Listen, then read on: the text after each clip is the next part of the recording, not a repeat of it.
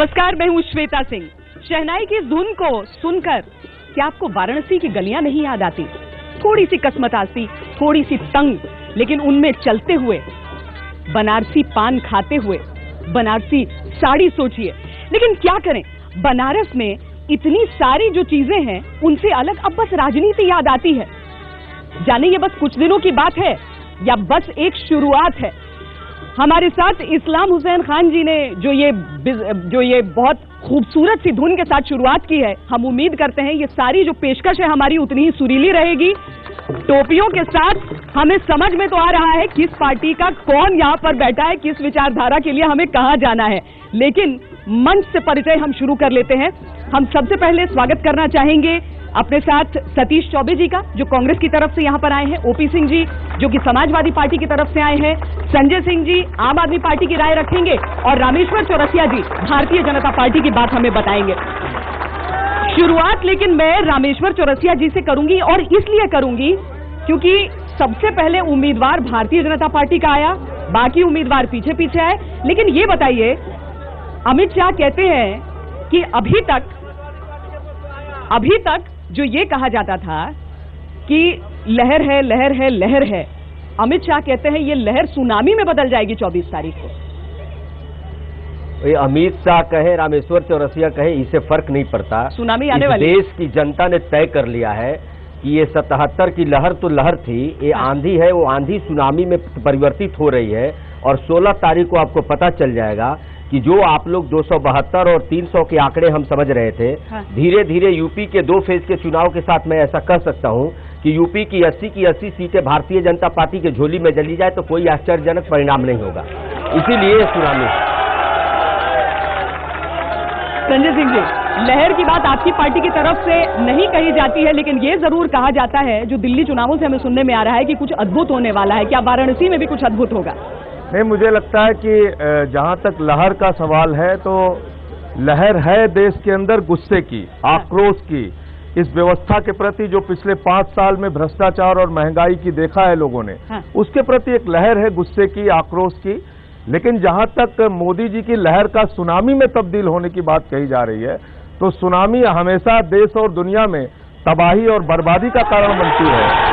इसलिए मैं समझता हूं कि हमें सकारात्मक राजनीति की ओर सोचना चाहिए, सकारात्मक दिशा में बढ़ना चाहिए, एक ऐसा वातावरण बनाना चाहिए जहां पे हर समाज के लोग पूरी सम्मान की जिंदगी जी सकें। लेकिन पिछले कुछ दिनों में जिस प्रकार की भाषा सुनने को मिल रही है कि जो यहाँ पर भारतीय जनता पार्टी के समर्थन में नहीं होगा, नरेंद्र मोदी जी के समर्थन में नहीं होगा, उनके विरोध में होगा, उसको पाकिस्तान भेज देंगे भाजपा के लोग। इस प्रकार की अगर सोच लेके आप हिंदुस्तान को बनाना चाहते हैं तो मुझे लगता है ये लोकतंत्र के लिए बहुत खतरनाक। पार्टी की तरफ से भी आती है संजय सिंह जी, निश्चित रूप से। हाँ, आप अपने आप को कम से कम बनारस की लड़ाई में कहाँ खड़ा देख रहे हैं? नहीं, समाजवादी पार्टी के प्रत्याशी यहाँ चुनाव जीतने जा रहे हैं। देश की आजादी के बाद इस हिंदुस्तान का नेतृत्व या तो कांग्रेस पार्टी के हाथ में रहा या भारतीय जनता पार्टी के हाथ में रहा। देश में जो जनता के बीच जो गुस्सा है वो भ्रष्टाचार और लूट के खिलाफ गुस्सा है, और उस गुस्से के तहत हिंदुस्तान की जनता, उत्तर प्रदेश की जनता कांग्रेस पार्टी और भारतीय जनता पार्टी के खिलाफ में वोट करने जा रही है। और उत्तर प्रदेश में समाजवादी पार्टी सबसे ज्यादा सीट पर चुनाव जीतने जा रही है, और इसलिए जीतने जा रही है कि हिंदुस्तान में कोई ऐसा मुख्यमंत्री नहीं हुआ कि पिछले 2 साल में मिडिल क्लास के नीचे के लोगों को एक भी, मैं ये इस पर बहस करना चाहता हूं सभी जनता के बीच में, और यहाँ सभी दल और पार्टी के नेता भी हैं, मिडिल क्लास के नीचे के एक भी व्यक्ति ऐसा नहीं है जिसको सरकार ने सीधे उसके व्यक्तिगत हित की बात नहीं की हो, चाहे वो लैपटॉप हो, चाहे वो बेरोजगारी भत्ता हो, चाहे वो कन्या विद्या धन हो, चाहे पूरे उत्तर प्रदेश के किसानों का सिंचाई से संबंधित पानी माफ करने की बात है। शायद बहुत सारे लोग इत्तेफाक न रखें, शायद बहुत सारे लोग इत्तेफाक न रखें आपकी इस बात से, लेकिन कांग्रेस पार्टी का यहाँ पर स्थिति जो यहाँ पे हमें नजर आ रही है, बड़े बड़े नेता क्या है कि हम वाराणसी जाना चाहते हैं, चुनाव लड़ सकते हैं। दिग्विजय सिंह भी बोले कि मैं भी वहां पर जाकर मोदी के खिलाफ चुनाव लड़ सकता हूं। आखिरकार आप लोग घूम फिर कर पहुंचे अजय राय के ऊपर।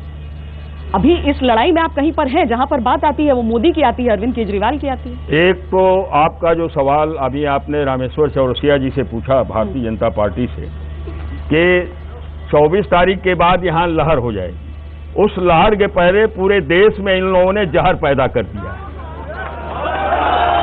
और ये जो जहर है इस समाज को किस धारा में ले जाएगा, हम सारे लोग बनारस के इस बात पर चिंतित हैं कि बनारस गंगा जमुनी का संस्कृति का ये केंद्र रहा है, यहाँ की सांस्कृतिक धरोहर रही है, और इस धरोहर को नष्ट करने में तमाम जो ये राजनीतिक दल यहाँ मंच पर बैठे हैं या खड़े हैं, ये सारे लोग, एक साइबेरिया पक्षी होता है जो खराब अच्छे उधर मौसम खराब हो जाता है तो इधर आ जाता है, जब इधर मौसम खराब होता है तो उधर चला जाता है। तो ये जो साइबेरियन पक्षी की तरह बनारस को केंद्र का अड्डा बना दिया गया है। हमने धरती पुत्र जो यहाँ पैदा हुआ, यहाँ के लोगों में रचा बसा, उस अजय राय को हमने कांग्रेस का उम्मीदवार बनाया है, किसी साइबेरियन पक्षी को नहीं बनाया। एक बात बताइए, एसपी बीएसपी दोनों का समर्थन लेने से आपको गुरेज नहीं, साइबेरियन पक्षी बाकी सारे हो गए, ये कैसे? एसपी और बीएसपी का जो समर्थन है वो इन लोगों ने मुद्दों के आधार पर हमको दिया है, और आने वाले दिनों में धर्मनिरपेक्ष ताकतें अगर जरूरत पड़ी तो केंद्र में फिर ये हमको समर्थन। धर्मनिरपेक्षता पर भी मेरा सवाल है, मैं वापस आऊंगी, लेकिन क्योंकि यहाँ पर बहुत सारे लोग हमारे साथ हैं, सवाल ऐसा नहीं है, टोपी के साथ सवाल मुझे पता करना पड़ रहा है। बताइए मुद्दा क्या है? मुद्दा सिर्फ इतना है कि ये पूरे हिंदुस्तान में विकास की बात कर रहे हैं भारतीय जनता पार्टी के लोग। मेरा सवाल ये है कि जहां पर 45% बच्चे कुपोषण के शिकार हैं, 51% महिलाएं गुजरात की जिनका की वजन औसत से कम है, और हिंदुस्तान का सबसे बड़ा कर्ज का राष्ट्र है, सबसे कम जो है पूरे हिंदुस्तान के सबसे पढ़े लिखे प्रत्याशी भाजपा के हैं, इसके बावजूद ये हिंदुस्तान में नया क्या देने जा रहे हैं? रमेश बताइए। देखिए, दिक्कत ये है कि किसी के पास मोदी के अलावा कहने को kuch है नहीं। सच्चाई तो ये है, चाहे कांग्रेस हो कि बसपा हो कि सपा है। मैं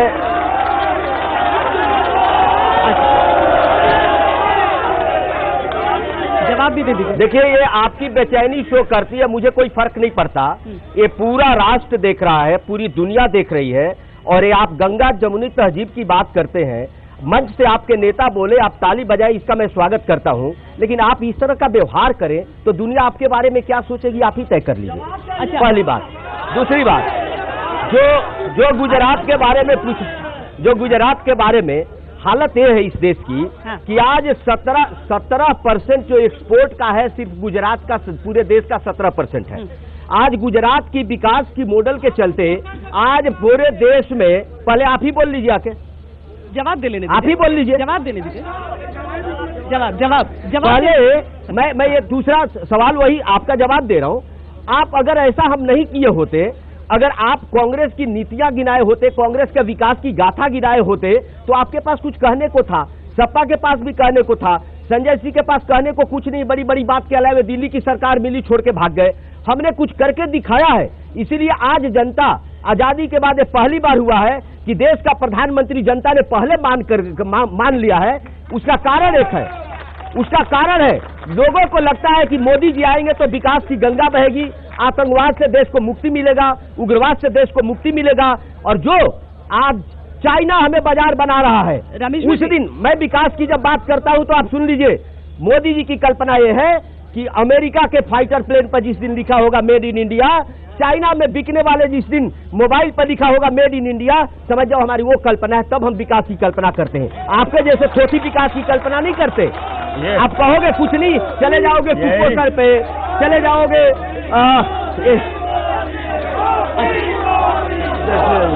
यही बात में दिया क्या है आपने? यही बात राहुल गांधी अपनी सभाओं में भी कर रहे हैं। दिया क्या है? 60 साल में कुछ कहने को था तो आप हमें गिना देते, लेकिन हमने तो 60 महीने का समय मांगा है साहब।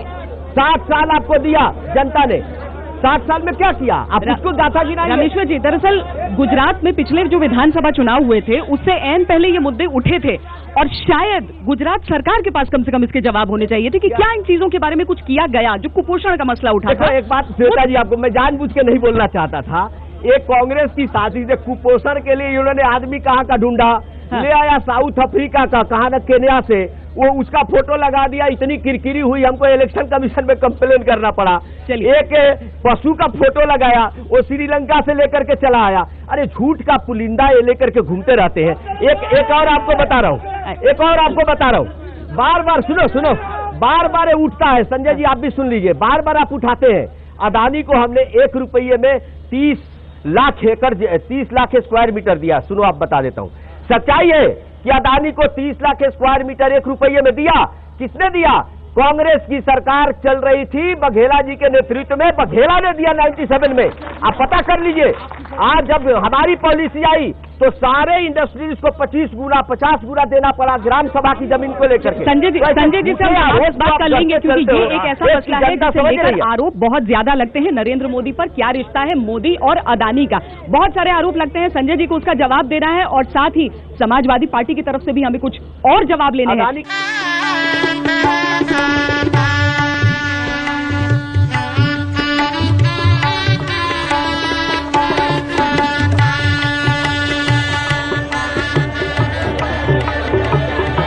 वाराणसी के इतिहास से जुड़ी न जाने कितनी बातें हैं। यहाँ पर कई 100 घाट हैं, कई हजार गलियां हैं, लेकिन जिस जगह पर हम इस वक्त मौजूद हैं वो भी ऐतिहासिक है। टाउन हॉल निर्माण हुआ था करीब 1875-76 में। स्वतंत्रता संग्राम से जुड़े कई आंदोलन इस दायरे को अपनी यादों में समेट सकते हैं, लेकिन बनारस हिंदू यूनिवर्सिटी की नींव अगर रखी गई थी, उसकी चर्चा यहीं से शुरू हुई थी, इसी जमीन से शुरू हुई थी। इसीलिए कोशिश हम कर रहे हैं कि वाराणसी हमारे साथ जुटा है तो एक शिक्षित चर्चा को अंजाम यहां पर दिया जाए। यहां पर एक सवाल, जी पूछिए। मैं अशफाक मेनन बोल रहा हूं। चौरसिया जी से मेरा एक सवाल है। पिछले दिनों आपके राष्ट्रीय सचिव ने एक बयान दिया था कि अजय राय 4 AK-47 के साथ उन्होंने डील की थी। मैं आपसे पूछना चाहता हूं, जिस वक्त की ये बात है उस वक्त अजय राय भारतीय जनता पार्टी की सरकार में मंत्री हुआ करते थे। ये घालमेल जानेंगे, इस टाइम वक्त कम है। सब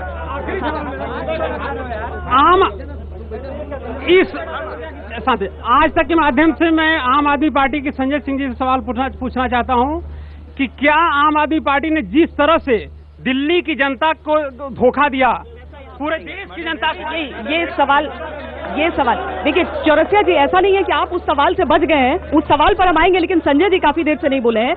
लोग एक आरोप जो हर जगह लगाते हैं वो ये बार बार बोलते हैं, और विरोध भी जो अरविंद केजरीवाल का होता है वो यही होता है, दिल्ली का भगोड़ा, ये कहा जाता है। मैं बिल्कुल एक एक बात का जवाब दूंगा। पहले चौरसिया जी ने जो कहा गुजरात के विकास के मॉडल को लेके, गुजरात ने निश्चित रूप से विकास किया है। गुजरात का विकास हुआ है। नरेंद्र मोदी जी जब वहां के मुख्यमंत्री बने थे तो उस समय कर्जा था गुजरात के ऊपर 24,000 करोड़ रुपए का। आज गुजरात का विकास इतना हुआ कि उनका कर्जा हो गया 1,80,000 करोड़ रुपए का। गुजरात का विकास हुआ है। और मैं पूरे जिम्मेदारी से आपके चैनल पे ये बात कह रहा हूं, गुजरात के विधानसभा में इनकी ही सरकार ने जवाब दिया है। उस जवाब की प्रति हमारे पास है कि इनकी सरकार ने अडानी को 1 रुपया स्क्वायर मीटर में जमीन दिया है। गलत तथ्य जनता के सामने नहीं रखना चाहिए। तीसरी बात, और जो बात आरोप की बात आ रही है, अभी इन्होंने एक व्यवहार की बात कही। और दूसरा इन्होंने कहा कि 60 महीने हम मांग रहे हैं। अरे साहब, आपको 73 महीने मिला था, एनडीए की सरकार थी, आपने क्या दिया देश को? शहीदों के ताबूत में घोटाले में आपका नाम आया। आपका नाम रक्षा सौदे में दलाली लेते हुए आपके राष्ट्रीय अध्यक्ष को पूरे हिंदुस्तान ने देखा, दुनिया ने देखा। तो इस प्रकार से ये कहना कि आपको मौका नहीं मिला, आपको बराबर मौका मिला, लेकिन जब आपने इंडिया साइनिंग का नारा दिया तो जनता ने, जब आपने फील गुड फैक्टर का नारा दिया तो जनता ने कहा हम आलू गन्ना ट्रैक्टर में परेशान है, आप फील गुड फैक्टर बता रहे हो। जो बात इन्होंने कही है, जब देखो बोलने नहीं देते, परेशानी यही है, परेशानी यही है। जब ये बोल रहे थे तो मैं सुन रहा था, समाजवादी पार्टी बोलने नहीं देते। मैं इनकी बात का जवाब दूंगा। ये मोदी बस ये बोलने नहीं देंगे। ऐसे नहीं करिए। इनके एक एमएलए ने कहा, इनके एक एमएलए ने आज बयान दिया है कि आम आदमी पार्टी के कार्यकर्ताओं को बनारस से खदेड़ो। जिस प्रकार से उत्तर भारतीयों को शिवसेना मुंबई से खदेड़ती है, ये आप कार्यकर्ताओं को यहां से खदेड़ना चाहते हैं। दूसरी बात, ये सही बात नहीं सुन सकते, इनकी आदत नहीं है। मैं इसीलिए कह रहा हूं आपसे।